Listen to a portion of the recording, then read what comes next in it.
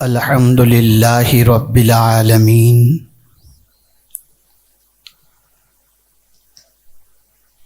والعاقبۃ للمتقین والصلاۃ والسلام علی سید الانبیاء والمرسلین وعلى آلہ واصحابہ الطیبین الطاہرین اما بعد فاعوذ باللہ من الشیطان الرجیم بسم اللہ الرحمن الرحیم ان ھذا القرآن یہدی للتی ہی اقوم صدق اللہ العظیم۔ قابل صد تکریم مخلص قوم و ملت، سرمایہ اہل سنت، آبرو اہل سنت، بقیت السلف، خلیفہ حضور مفتی اعظم ہند، سرپرست و سربراہ سنی دعوت اسلامی حضرت علامہ قمر الزمان خان صاحب اعظمی مدظ اللہ العالی، قابل قدر محترم و مکرم مفتی اعظم ہالینڈ حضرت علامہ مفتی شفیق الرحمان صاحب قبلہ مدظ اللہ العالی، فخر گجرات حضرت علامہ مولانا محمد یونس مصباحی صاحب قبلہ مدظ اللہ العالی،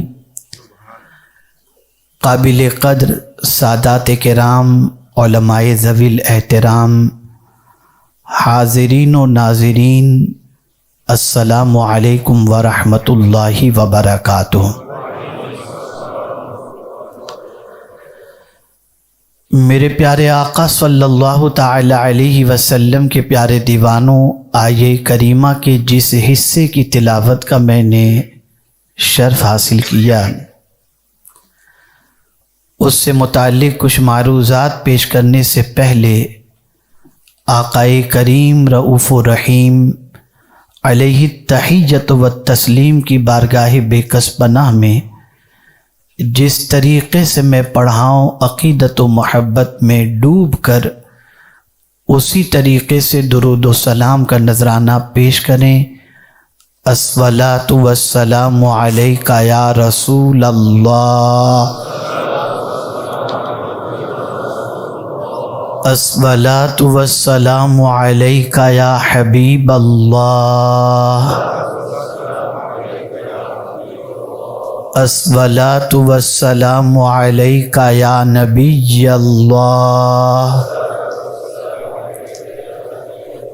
الصلاۃ والسلام علیک یا نور اللہ، وعلی آلک و اصحابک یا حبیب اللہ، صلی اللہ تعالی علیہ وسلم۔ دل کی عطا گہرائیوں سے تمامی حضرات کو 25واں سالانہ سنی اجتماع مبارک ہو۔ اللہ رب العزت جل جلالہ سب کی کاوشوں کو اپنی بارگاہ میں قبول فرمائے۔ بہت ساری باتیں علامہ یونس مصباحی صاحب سے، مفتی شفیق الرحمان صاحب قبلہ سے اور ہمارے سرپرست اعلیٰ کی طرف سے آپ نے سماعت فرمائی۔ میں صرف قرآن کی روشنی میں ایک بات عرض کروں گا، ما اصابک من حسنۃ فمن اللہ، یہ جو کچھ بھی ہے سب کچھ اللہ کا فضل ہے، ھذا من فضل ربی۔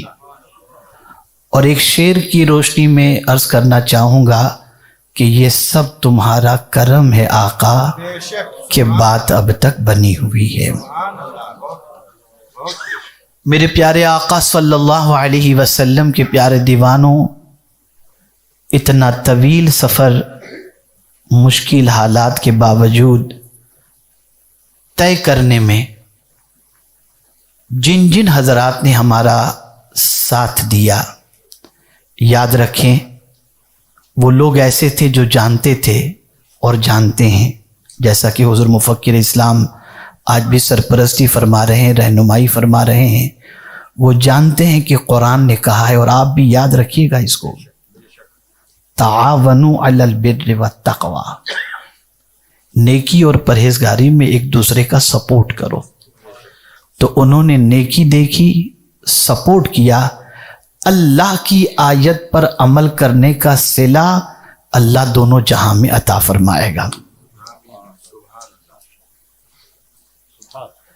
میرے پیارے آقا صلی اللہ تعالی علیہ وسلم کے پیارے دیوانوں، بہت کچھ آپ سن چکے، کیسے کس طریقے سے 97 اور سب ساری چیزیں آپ سن چکے، میں اس پر کوئی روشنی ڈالنا نہیں چاہتا۔ اور میں نے جو عرض کیا، زندگی بھر یاد رکھیے گا کہ کبھی بھی کوئی آپ کے ذریعے اللہ اچھا کام لے لے تو اسے اپنا کمال نہ سمجھیں، اسے اللہ کا کرم سمجھیں، زندگی بھر یاد رکھیے گا۔ اور اس میں ایک اور چیز کا میں اضافہ کر دوں، جے پور کی سرزمین پر جب سنی SDI ایجوکیشن سینٹر کی بنیاد رکھی جا رہی تھی تو اس وقت کئی علماء تشریف فرما تھے، اور انہوں نے بہت سارے تعریفی کلمات اور کام کے حوالے سے انہوں نے کہا، اور یقیناً سن کر آدمی کو مسرت ہوتی ہے کہ یہ سارا کام ہمارے کھاتے میں جمع ہو رہا ہے، اتنی تعریف ہو رہی ہے۔ تو اس وقت میں نے صرف ایک جملہ عرض کیا تھا، اسے بھی مبلغین خاص طور پر ذہن کے اندر رکھیں۔ سب کام دیکھ کر تعریف کرتے ہیں، کوئی SDI ایجوکیشن سینٹر دیکھ کر تعریف کرے گا، کوئی مبلغین کے سر پر امامہ دیکھ کر تعریف کرے گا، کوئی جامعات کے سلسلے میں سن کر تعریف کرے گا، اسکول دیکھ کر تعریف کرے گا۔ یاد رکھیں، کام دنیا دیکھتی ہے،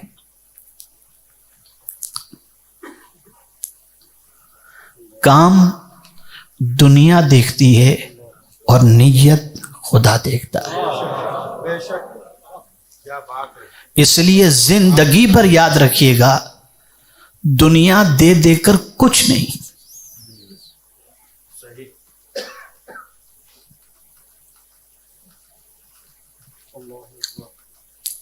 نیت اگر درست رہی تو پھر چھوٹا سا کام بھی اللہ قبول کر لے تو نجات کا سامان بن سکتا ہے۔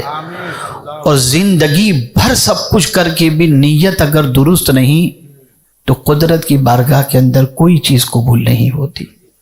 نیت درست رکھو۔ اسی لیے میرے امام نے یوں ہی نہیں کہا، وہ کام کرتے تھے اور بہت کر چکے تھے، پھر بھی یہی کہہ رہے تھے، کام وہ لے لیجئے تم کو جو راضی کرے۔ نیت کا درست ہونا یہ بے پناہ ضروری ہے۔ اسی لیے آقا کریم صلی اللہ علیہ وسلم اپنے صحابہ سے فرماتے ہیں کہ مجھے میری امت کا شرک میں مبتلا ہونے کا خوف پریشان کر رہا ہے۔ تو صحابہ نے عرض کیا تھا، یا رسول اللہ صلی اللہ تعالی علیہ وسلم، کیا آپ کی امت بھی شرک میں گرفتار ہوگی؟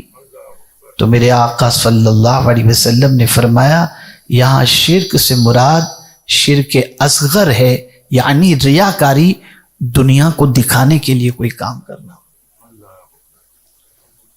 تو اس بات کو ذہن کے اندر رکھیں میرے سارے ساتھی جنہوں نے آج تک کے اس سفر کے اندر میرا ساتھ دیا، کبھی بھی اسے اپنا کمال نہ سمجھنا، اسے رب کا فضل سمجھنا۔ وہ جس سے چاہے، جب چاہے، جتنا چاہے، جو چاہے کام لے لے، یہ اس کا کرم ہے کہ اس نے اپنے دین کے کام کے لیے ہمیں توفیق عطا فرمائی۔ مجھے یہاں پر ایک بات بڑی پیاری یاد آ رہی ہے۔ حضرت ایوب علیہ نبینا علیہ السلام کا صبر بڑا مشہور، اور ان کے صبر کی تعریف اللہ نے خود فرمائی، اور فرمایا اِنَّا وَجَدْنَاهُ صَابِرًا، اور یہیں تک نہیں بلکہ فرمایا نعم العبد، کیا ہی بہترین بندہ ہے. تو اب رب نے تعریف کی تو حضرت ایوب علیہ السلام تھوڑے مچل گئے کہ مولا نے میری تعریف کی. تو عرض کر اٹھ بیٹھے کہ میرے کریم میں نے کیسا صبر کیا نا، میں نے کیسا صبر کیا نا. تو رب نے فرمایا ایوب تجھے صبر کی توفیق کس نے عطا فرمائی؟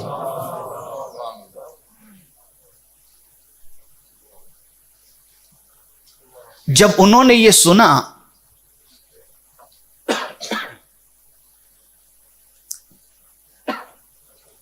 تو اپنا گریبان پھاڑ چکے.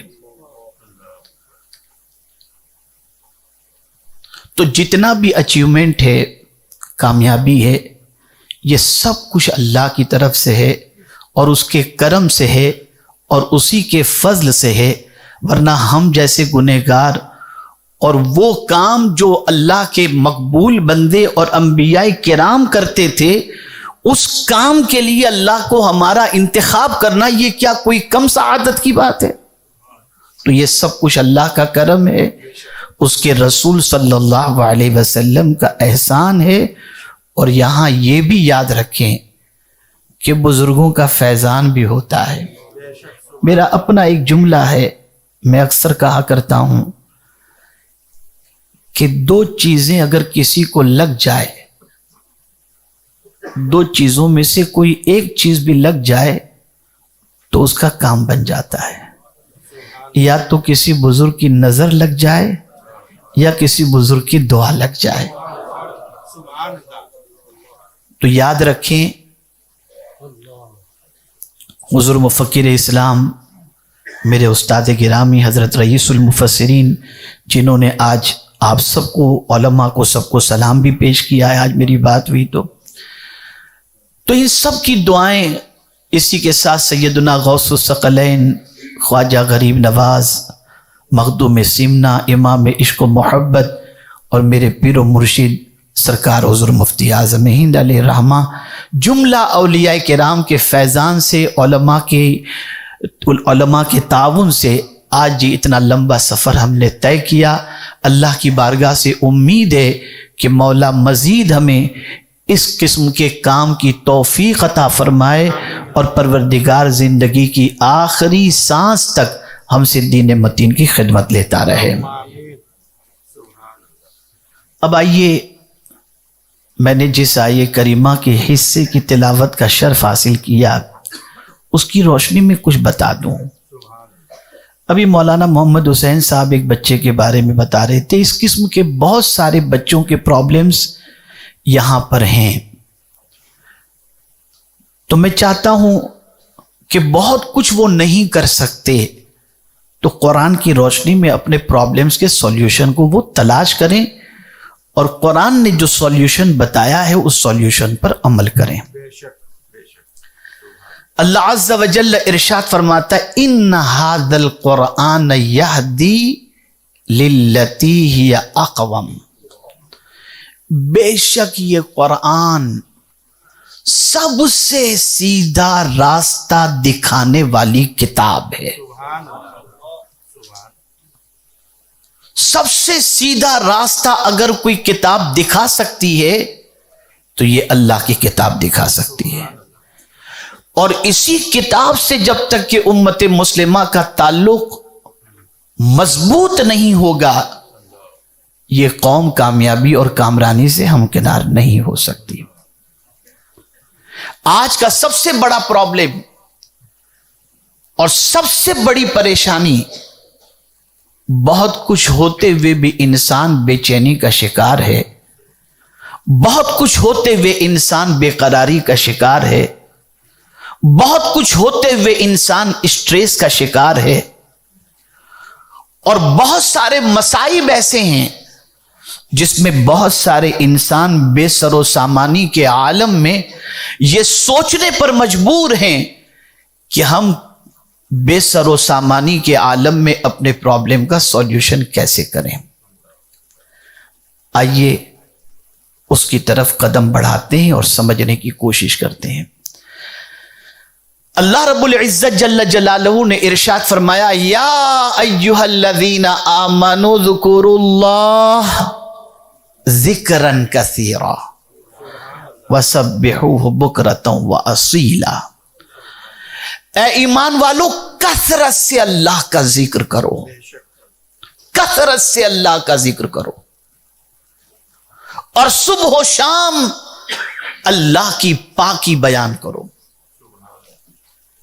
میرے پیارے آقا صلی اللہ تعالی علیہ وسلم کے پیارے دیوانوں، ہو سکتا ہے آپ کے حاشیے خیال میں یہ بات آئے کہ کیا پرابلم کا سولوشن اللہ کے ذکر کے اندر موجود ہے کہ ہم اگر اللہ اللہ کریں تو ہماری تکلیفیں دور ہو جائیں گی؟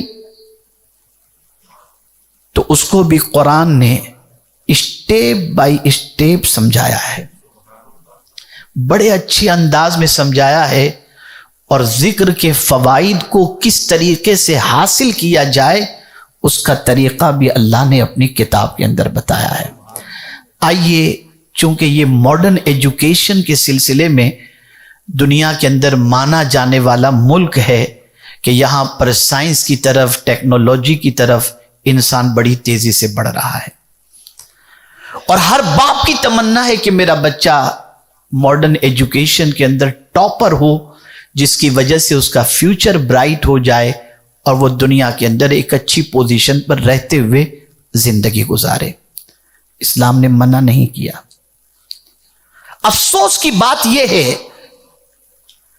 کہ سائنس پڑھنے کے بعد ہمارے بچے قرآن پر اعتراض کرتے ہیں یا رسول اعظم صلی اللہ علیہ وسلم کی تعلیمات کے سلسلے میں ڈاؤٹ کے شکار ہو جاتے ہیں، اور خدا کی وحدانیت کے بارے میں قسم قسم کے سوالات کرنے لگتے ہیں۔ ریزن کیا ہے؟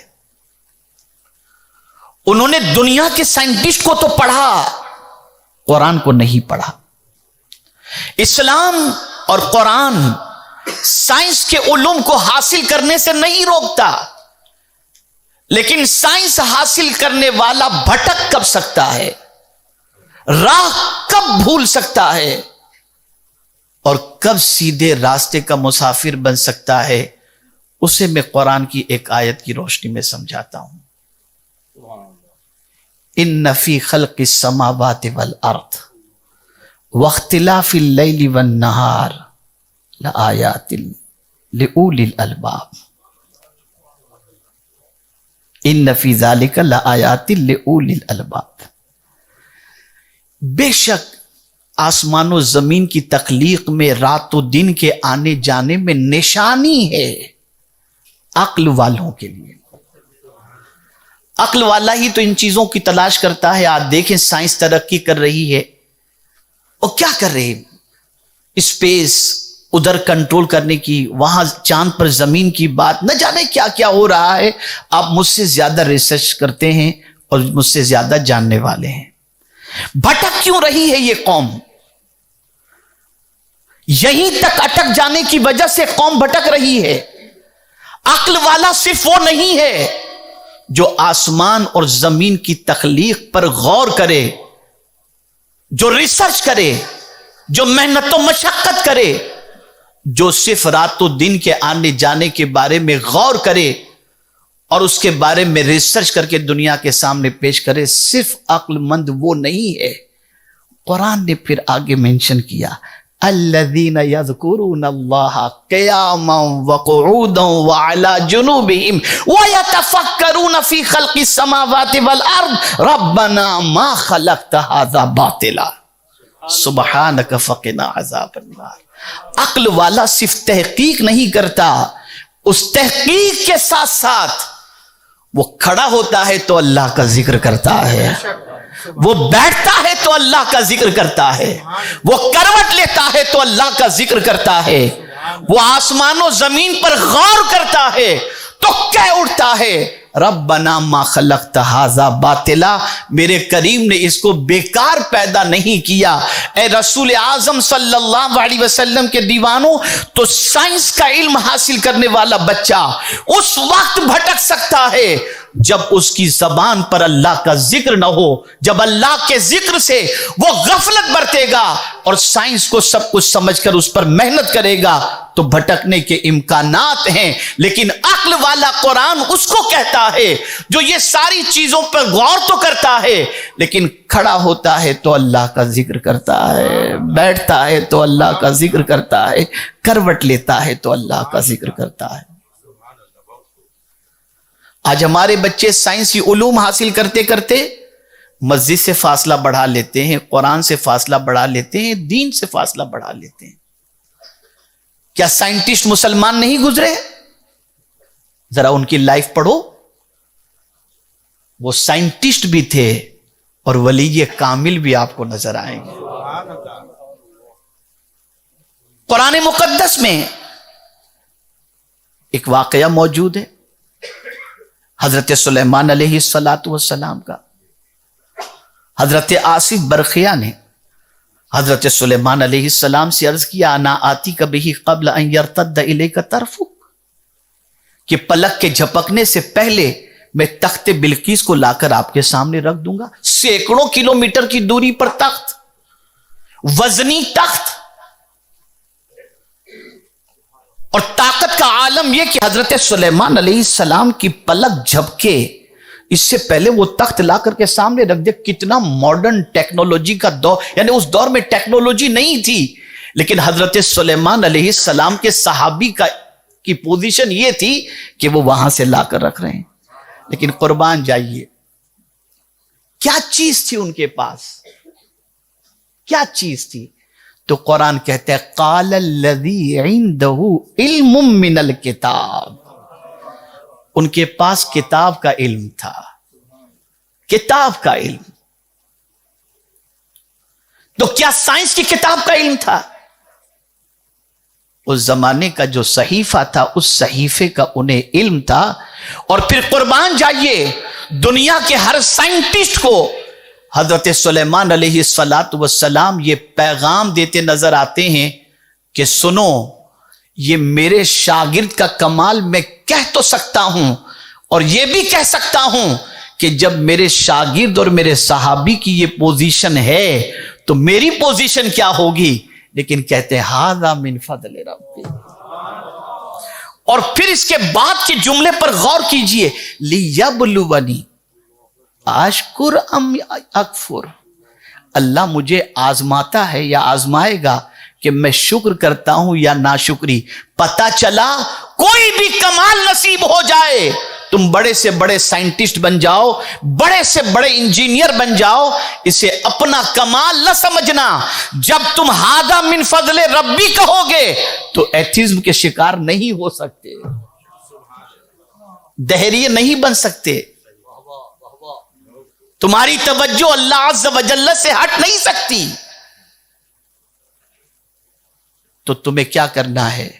سائنس کے علوم کو بھی حاصل کرو، اٹھتے بیٹھتے اللہ کا ذکر بھی کرتے رہو، اللہ کا ذکر بھی کرتے رہو۔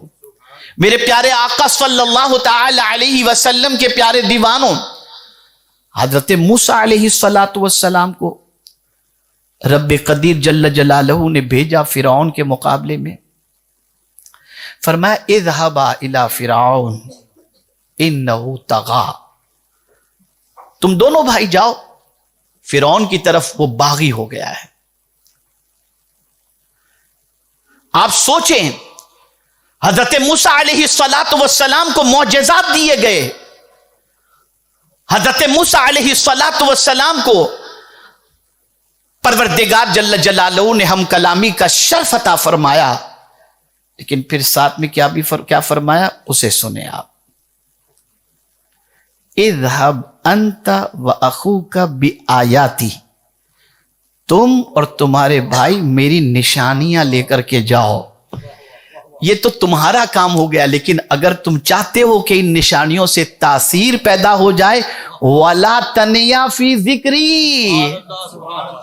تو میرے ذکر سے غفلت مت برتنا، پتا چلا اللہ کے نام کی تاثیر یہ ہے کہ مد مقابل کے سامنے نشانیاں لے کر کے جاؤ اور اللہ کا نام لے لو، اور اس کے ذکر کی برکت سے اللہ تمہیں کامیابی عطا فرمائے گا۔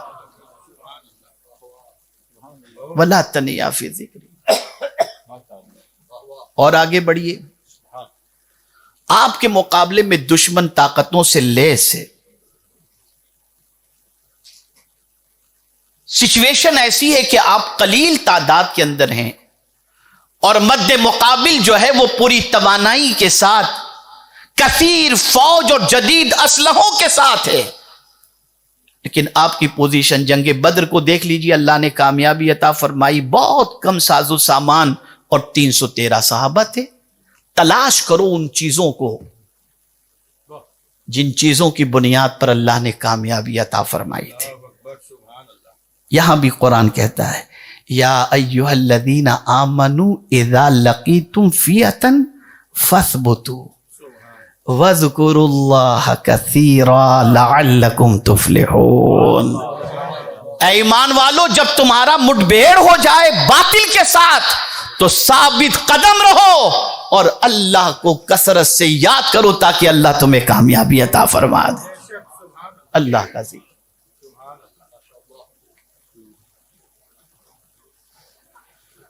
اے رسول اعظم صلی اللہ تعالی علیہ وسلم کے پیارے دیوانوں، آپ معاش کے مسئلے کو لے لیجئے، اکنومی کے معاملے کو لے لیجئے، آج نکلتے ہیں مائنڈ بنا کر کے یہ کرنا ہے وہ کرنا ہے، اتنا کمانا، اتنا کالا، اتنا پیلا، اتنا سفید، یہ سب کچھ کرنا ہے، اور سچویشن یہ ہے کہ اب جو کرائسس اور جو ابھی اس وقت مہنگائی بڑھ رہی ہے، آدمی سوچ رہا ہے کہ کیا ہوگا، کیسا ہوگا، کس طریقے سے چلے گا، لیکن یہاں بھی قرآن نے بڑی پیاری بات بتائی۔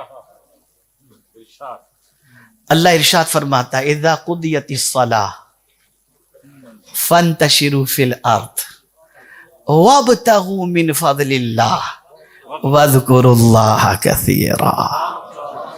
یہاں بھی فرمایا تم نکلو، حالانکہ نماز پڑھ کر کے آ رہا ہے، نماز بھی اللہ کا ذکر ہے، اقیم الصلاۃ لذکری، نماز قائم کرو میری یاد کے لیے۔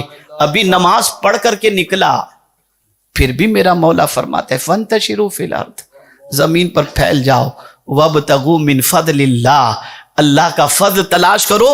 لیکن میرے بندو، اللہ کا فضل تلاش کرنے یعنی روزی تلاش کرنے کے لیے نکلو نا تو زبان پر گانے نہ ہو، وَاذْكُرُوا اللَّهَ كَثِيرًا، اللہ کا ذکر کثرت کے ساتھ ہو۔ یہاں بھی قرآن ہے، اندازہ لگائیں آپ، ذکر کے حوالے سے کہا جا رہا ہے، اور جب کوئی شخص طبیعت کے اعتبار سے بے چین ہوتا ہے، بے قرار ہوتا ہے، گناہوں کی طرف اس کے قدم بڑھتے ہیں، اس کی سب سے بڑی وجہ ہوتی ہے غفلت ذکر۔ جب آدمی اللہ کو یاد کرنا بھول جائے تو قرآن کہتا ہے وَمَن يَعْشُ عَن ذِكْرِ الرَّحْمَنِ نُقَيِّضْ لَهُ شَيْطَانٌ، واضح لفظوں میں فرما دیا۔ انسان کے دل سے شیطان چپک کر کے رہتا ہے، لیکن جیسے انسان کہتا ہے اللہ، بھاگ جاتا ہے شیطان، بھاگ جاتا ہے، حدیث شریف کے اندر ہے، بھاگ جاتا ہے شیطان اللہ کا نام سنتے ہی۔ اب ظاہر سی بات ہے، جس قوم کا حال یہ ہو کہ اللہ ہی کو بھول کر کے بیٹھی ہو، اب آپ کہیں گے ہم اللہ کو کہاں بھولے؟ میں آپ کو یاد دلا دیتا ہوں کہ کہاں کہاں ہم نہیں بھولے۔ بہت سارے گھر ایسے ہیں جہاں کھانے سے پہلے بسم اللہ شریف نہیں پڑھا جاتا، بھول گئے نا اللہ کو۔ کھانے کے بعد الحمدللہ نہیں پڑھتے، بھول گئے نا اللہ کو۔ چھینک آئے تو سوری الحمدللہ رب العالمین نہیں پڑھتے نا۔ ارے حد تو یہ ہے، اگر کوئی پانی پلا دے تو ہم تھینک یو نہیں بھولتے، لیکن الحمدللہ بھول جاتے ہیں۔ یہ ہماری سچویشن ہو گئی، یہ ہمارا حال ہو گیا، بھول گئے ہم۔ آقا کریم صلی اللہ علیہ وسلم ارشاد فرماتے ہیں جو شخص محفل میں بیٹھا اور اٹھنے سے پہلے اللہ کا ذکر نہ کیا، وہ خسارے میں ہے، وہ لاس کے اندر ہے، وہ نقصان کے اندر ہے۔ بلکہ حدیث شریف میں آقا کریم صلی اللہ علیہ وسلم نے ارشاد فرمایا کہ جو شخص رات کو سوئے اور سونے کے وقت اللہ کا ذکر نہ کرے، آقا کریم صلی اللہ علیہ وسلم فرماتے وہ خسارے میں ہے۔ اب جس قوم کا حال یہ ہو کہ رات کو گانا سن کر کے سوتی ہو، ایئر فون لگا کر کے سب کچھ سو رہے اللہ کا نام ہی، اور پھر خسارے کی شکایت ہم کر رہے ہیں، پھر گھاٹے کی شکایت ہم کر رہے ہیں۔ بلکہ آقا کریم صلی اللہ علیہ وسلم نے ارشاد فرمایا وہ گھر قبرستان ہے جس گھر کے اندر اللہ کا ذکر نہیں ہوتا۔ اور سرکار صلی اللہ علیہ وسلم نے ارشاد فرمایا ذکر نہ کرنے والے کی پوزیشن زندہ اور مردے جیسی ہے، ذکر کرنے والا زندہ ہے، نہ کرنے والا مردہ ہے۔ ہم آج مردہ ہو گئے، آج ہم مردہ ہو گئے۔ کتنا ذکر کیا جائے؟ آج ذکر کیوں بھاری پڑ رہا ہے؟ میں کوئی فتویٰ نہیں لگاؤں گا، لیکن کچھ عادتیں بتا دوں۔ ذکر کن پر بھاری ہے؟ ارے یار بہت ٹائم لگ جاتا ہے یار، چلو بعد میں دیکھتے ہیں، میں نے 100 بار ذکر کر لیا۔ یہ پوزیشن ہے، تھوڑا سا کر لینے کے بعد سچویشن ہوتی ہے۔ تو کون مختصر ذکر کرتا ہے؟ ذکر کس پر بوجھ بنتا ہے؟ اللہ کا نام لینا کس کو بھاری پڑتا ہے؟ اللہ کا ذکر کس کے لیے بوجھ بنتا ہے اور کون کم ذکر کرتا ہے؟ اسے قرآن نے مینشن کیا، وَلَا يَذْكُرُونَ اللَّهَ إِلَّا قَلِيلًا۔ منافق کے بارے میں قرآن نے بتایا وہ اللہ کا ذکر نہیں کرتا مگر بہت مختصر، بہت مختصر۔ آج مومنانہ عادت جو ہمارے اندر ہونی چاہیے وہ عادتیں ہم سے رخصت ہو چکی، اور ہماری زندگی ان عادتوں کی طرف بڑھ رہی ہے جو عادتیں نفاق کی ہیں اور جو عادتیں تباہی اور بربادی کی ہیں۔ اے رسول اعظم صلی اللہ تعالی علیہ وسلم کے پیارے دیوانوں، اس چیز کو اچھی طریقے سے ذہن میں رکھو۔ قرآن نے واضح لفظوں میں کہا ہے وَلَا تَكُونُوا كَالَّذِينَ نَسُوا اللَّهَ فَأَنْسَاهُمْ أَنفُسَهُمْ۔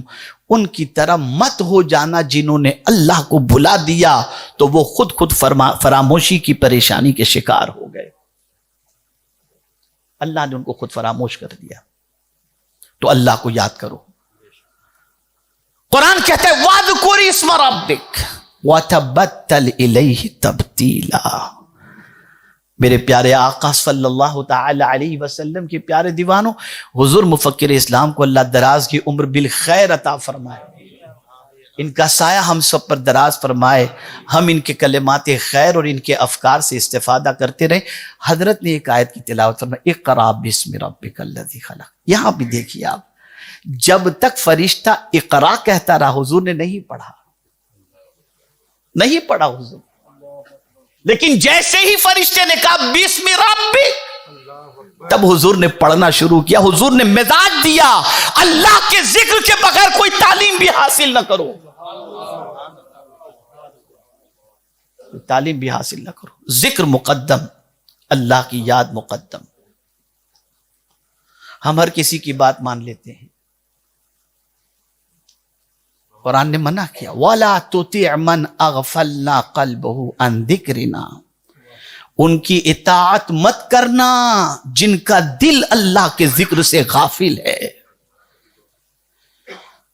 اے رسول اعظم صلی اللہ تعالی علیہ وسلم کے دیوانوں، تو اللہ کا ذکر سب سے بڑا ہے، وَلَذِكْرُ اللَّهِ أَكْبَرُ۔ اللہ کا ذکر سب سے بڑا ہے، اسی لیے جن کا مقام سارے انبیاء کے بعد سب سے افضل و اعلیٰ ہے، وہ سیدنا صدیق اکبر رضی اللہ تعالیٰ عنہ فرماتے ہیں مجھے پتہ چل جاتا ہے کہ میرا رب مجھے یاد کرتا ہے۔ پوچھا گیا کیسے پتہ چلتا ہے؟ کہا تم نے قرآن نہیں پڑھا؟ فَاذْكُرُونِي اذکرکم، جب میں اللہ کا ذکر کرتا ہوں تو اللہ میرا چرچا فرماتا ہے۔ ہم زمین والوں میں بیٹھ کر اللہ کا ذکر کریں، وہ فرشتوں کی جماعت میں ہمارا ذکر فرمائے گا۔ اے رسول اعظم صلی اللہ تعالی علیہ وسلم کے دیوانوں، اللہ کا ذکر کرو، اللہ کو یاد کرو، تمہارے سارے کام بن جائیں گے، ساری پریشانیاں دور ہو جائیں گی۔ اسٹریس کے سولیوشن کے لیے انسان کہاں جاتا ہے؟ کوئی ڈرگز استعمال کر رہا ہے، کوئی الکوہل استعمال کر رہا ہے، کوئی زنا کے اڈے پہ، کوئی پب پہ، کوئی جوئے کے اڈے پہ، کہیں کہیں جا کر اپنے اسٹریس کا سولیوشن کرتا ہے۔ لیکن قرآن رسول اعظم صلی اللہ علیہ وسلم نے اسٹریس کا سولیوشن کیا بتایا؟ میرے آقا صلی اللہ علیہ وسلم ارشاد فرماتے ہیں، لا حول ولا قوت الا باللہ، یہ 99 بیماریوں کا علاج ہے، ان میں سے سب سے چھوٹی بیماری اسٹریس ہے، غم ہے۔ آپ اندازہ لگائیں، جب کوئی لا حول ولا قوت الا باللہ پڑھتا ہے، اللہ اس کے غم کو دور فرما دیا کرتا ہے۔ اس کے ذکر کے اندر پرابلم کا سولیوشن ہے، اسٹریس ہے، دل بے چین ہے، اداس ہے، غمگین ہے، پریشان ہے، اچھا نہیں لگتا، تو میرے کریم نے فرمایا الا بذکر اللہ تطمئن القلوب، اللہ کے ذکر میں دل کا اطمینان موجود ہے۔ اے رسول اعظم صلی اللہ تعالی علیہ وسلم کے پیارے دیوانوں، آیت کا دوسرا ٹکڑا ہے وَسَبِّحُوهُ بُكْرَةً وَأَصِيلًا، صبح و شام اللہ کی تسبیح کرو۔ تسبیح اللہ کو بہت پسند، تسبیح سے دانے نہیں مت سمجھیے گا، تسبیح سے مراد سبحان اللہ پڑھنا، سبحان اللہ بہت پسند ہے اللہ کو، اتنا پسند کہ آپ اندازہ لگائیں نماز میں کھڑے ہوں تو تعوذ اور تسمیہ بعد میں پڑھنا، پہلے ثنا پڑھو، اور ثنا کی ابتدا ہے سبحانک اللہم وبحمدک۔ رکوع میں جاؤ سبحان ربی العظیم، سجدے میں جاؤ سبحان ربی الاعلی۔ کیوں؟ اور یہ تسبیح اللہ کو اتنی پسند کیوں ہے؟ اس لیے کہ آپ اپنے عقیدے کا اظہار کر رہے ہو کہ ہر عیب سے، ہر نقص سے، ہر کمزوری سے اگر کوئی پاک ہے تو میرا مولا پاک ہے۔ اللہ کو یہ تعریف اتنی پسند آتی ہے، اتنی پسند آتی ہے کہ مولا اس تعریف کی برکت سے مصیبتوں سے نجات عطا فرماتا ہے۔ میں اس پر صرف 2-3 آیتیں آپ کے سامنے پیش کر دوں، وقت بھی زیادہ ہو چکا ہے تاکہ آپ سمجھ سکیں۔ مانگتے ہیں ہم اللہ کی بارگاہ میں، کوئی بچے کی زبان نہیں تو اے اللہ زبان عطا فرما دے، بولنے کی قوت عطا فرما دے، لیکن کیوں مانگتے ہیں؟ ہمارے مانگنے کا ریزن یہ ہوتا ہے تاکہ معافی ضمیر کسی کے سامنے پیش کر سکیں، کوئی بات کرنی ہو تو کر سکیں۔ قربان چاہیے، میں جب حضرت موسیٰ علیہ السلام کی دعا قرآن میں پڑھتا ہوں تو میری عقل دنگ رہ جاتی ہے۔ دعا کرتے ہیں رب اشرح لی صدری ویسر لی امری واحلل عقدۃ من لسانی یفقہوا قولی وَاجْعَلْ لِي وَزِيرًا مِّنْ أَهْلِي هَارُونَ أَخِشْدُدْ بِهِ أَزْرِي وَأَشْرِكْهُ فِي أَمْرِي كَيْ نُسَبِّحَكَ كَثِيرًا وَنَذْكُرَكَ كَثِيرًا۔ زبان کی گرہ کو کھولنے کی دعا اللہ کی بارگاہ میں صرف اس لیے کر رہے ہیں تاکہ مولا میں تیری تسبیح کر سکوں اور تیرا ذکر کثرت سے کر سکوں۔ زبان مانگو تو اللہ کے ذکر کرنے والی زبان مانگو، اللہ کی تسبیح کرنے والی زبان مانگو۔ اور یاد رکھیں، جسے اللہ 3 نعمتیں عطا فرما دے وہ بڑا خوش نصیب ہے۔ آقا کریم صلی اللہ علیہ وسلم فرماتے ہیں لسان ذاکرون، ایسی زبان اللہ نے عطا فرما دی جو اللہ کا ذکر کرتی ہے، ایسی زبان والا بندہ اللہ کو بہت پسند ہے۔ وقلب شاکرون، اور ایسا بندہ جس کا دل اللہ کا شکر ادا کرتا ہو، اور اس شخص کو اللہ ایسی مومنہ صالحہ بیوی عطا فرما دے جو نیکی میں اس کی مدد کرتی ہو۔ اللہ جس کو یہ 3 نعمتیں عطا فرما دے وہ خوش نصیب ہے، خوش نصیب۔ پرابلم میں ہے نا، بہت سارے پرابلم سے آئیے سولوشن سمجھیں، دیکھیں غموں کا پہاڑ انسانوں پر ٹوٹا ہوا ہے، پوری دنیا میں مصائب کے بادل منڈلاتے ہوئے دکھائی دے رہے ہیں، امت مسلمہ ہر چہار جانب بے سر و سامانی کے اندر گرفتار نظر آ رہی ہے۔ کیا ہے ان مصیبتوں سے نجات کا سامان؟ یقیناً ایجوکیشن میں آگے بڑھو، یقیناً اخلاق کو سنوارو، لیکن ساتھ ہی ساتھ اللہ رب العزت کا ذکر بھی بے پناہ ضروری ہے۔ حضرت یونس علیہ السلام مچھلی کے پیٹ میں تھے نا 40 روز تک، کیا پڑھا تھا انہوں نے؟ وَنَادَى فِي الظُّلُمَاتِ اللہ الہ الا انت سبحانک انی کنت من الظالمین۔ دریا کی بھی تاریکی، مچھلی کے پیٹ کی بھی تاریکی، اس میں حضرت یونس علیہ السلام موجود ہیں، لیکن جیسے انہوں نے پڑھا تو قربان جائیے قرآن کی ان الفاظ پر، فَاسْتَجَبْنَا لَهُ وَنَجَّيْنَاهُ مِنَ الْغَمِّ وَكَذَلِكَ نُنْجِي الْمُؤْمِنِينَ۔ ہم نے ان کی دعا قبول کر لی، غم سے نجات عطا فرما دی، اور ہم ایسا ہی مومنوں کو بدلہ عطا فرماتے ہیں۔ اب اس میں اللہ کو کون سی چیز پسند آئی؟ تحلیل تو تھی لا الہ الا انت، لیکن مینشن پروردگار نے قرآن میں کیا کیا؟ فرمایا فلولا انہ کان من المسبحین للبث فی بطنہ الی یوم یبعثون۔ اگر یہ تسبیح کرنے والے نہ ہوتے تو قیامت تک وہ مچھلی کے پیٹ کے اندر ہوتے۔ پتہ چلا سبحان اللہ کہنا اللہ کو بہت پسند ہے۔ جب کوئی سبحان اللہ و بحمدہ پڑھتا ہے تو میرا کریم بہت خوش ہوتا ہے، بہت راضی ہوتا ہے۔ اے رسول اعظم صلی اللہ علیہ وسلم کے دیوانوں، میں مانتا ہوں کہ اس وقت عالمی سطح پر ہم بے سر و سامانی کے شکار ہیں، لیکن ایسی سچویشن کے اندر بھی قرآن ہمیں گائیڈ کر رہا ہے کہ دیکھو ان چیزوں کو تم تلاش کرو اور پھر اس کو فالو کرو، تمہارے پرابلمز کے سولیوشن اللہ عز و جل نے اپنی کتاب میں رکھا ہے۔ غم ہزار ہوں، پریشانیاں ہزار ہوں، مصیبتوں کے بادل ہزار منڈلا رہے ہوں، محنت بھی کرو، تجارت کے لیے بھی نکلو، مقابلے کے لیے بھی، علمی مقابلے کے لیے بھی نکلو، لیکن اللہ کے ذکر سے غفلت مت برتنا، اپنی کوششوں پر بھروسہ نہیں، اللہ کے کرم پر بھروسہ کرتے ہوئے اللہ کا ذکر کرتے ہوئے جاؤ، اس کے ذکر کی برکت سے اللہ کامیابی عطا فرما دے گا۔ میرے پیارے آقا صلی اللہ تعالی علیہ وسلم کے پیارے دیوانوں، ہم سب کی ذمہ داری ہے کہ ہم اللہ کے ذکر کے عادی بن جائیں۔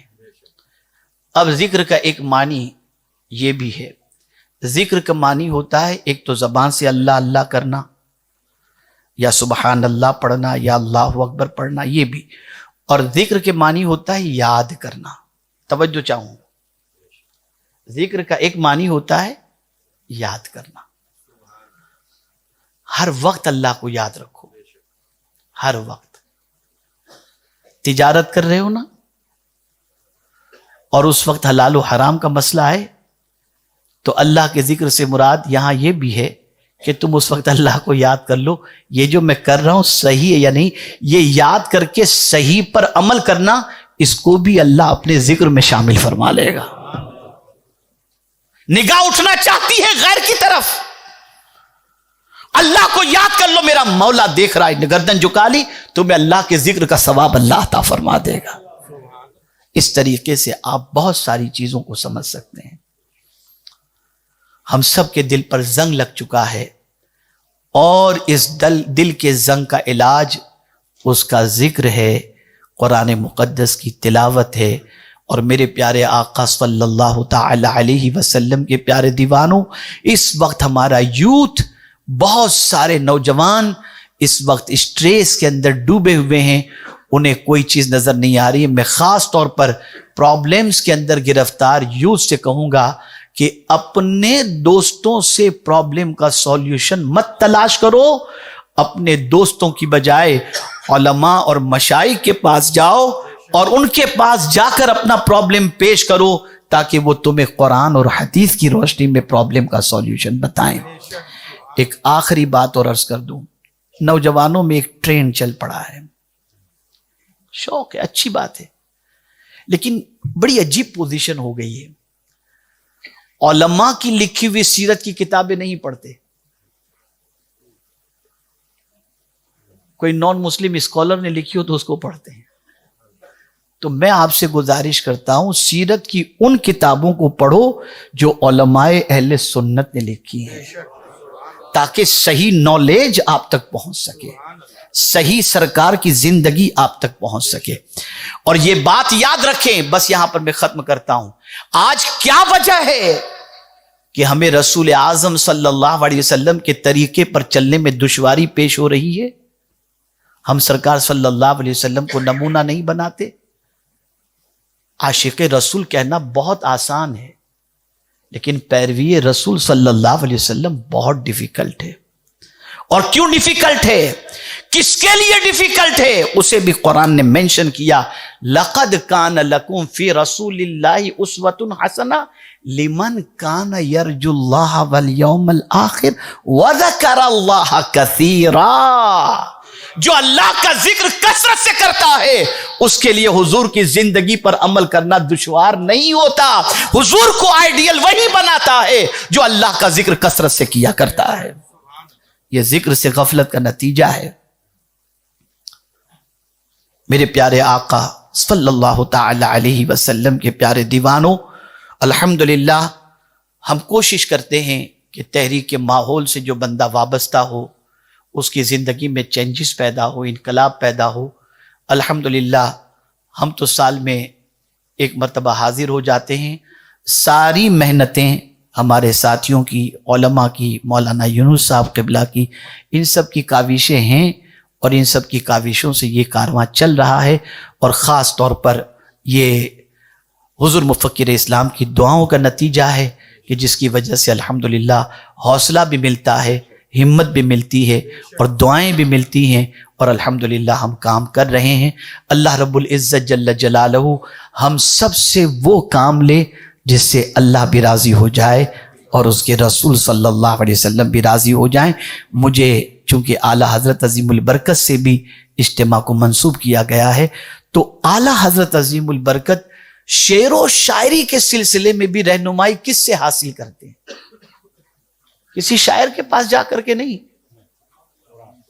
کہتے ہیں قرآن سے میں نے نعت گوئی سیکھی۔ نعت جیسا فن بھی وہ قرآن سے سیکھ رہے ہیں۔ اے اعلیٰ حضرت کے ماننے والوں، تم بھی قرآن سے اپنے رشتے کو مضبوط کر لو، اور صاحب قرآن سے اپنے رشتے کو مضبوط کر لو۔ دنیا بھی سنور جائے گی اور آخرت بھی سنور جائے گی۔ یہ 25 سالہ اجتماع آج یقیناً یہاں پر انشاءاللہ مکمل ہوگا، لیکن آپ میں سے بہت سارے ایسے ہیں جن کا دعوتی سفر آج سے شروع ہو سکتا ہے۔ جوائنٹ سنی دعوت اسلامی اور ساتھ ہی ساتھ مل کر کام کرنے کے لیے تیار ہو جائیں۔ یاد رکھیں بہت سارے مسلمان آج پریشانیوں کے شکار ہیں اور نوجوان آوارگی کے راستے پر جا رہے ہیں۔ ہم سب کی رسپانسبلٹی ہے انہیں مدینے کے راستے کا مسافر بنانے کی۔ سب محنت کریں گے، اللہ ضرور کرم کی نظر فرمائے گا۔ کام وہ لے لیجئے تم کو جو راضی کرے، ٹھیک ہو نام رضا تم پہ کروڑوں درود، وما علینا الا البلاغ المبین۔ السلام علیکم ورحمۃ اللہ وبرکاتہ۔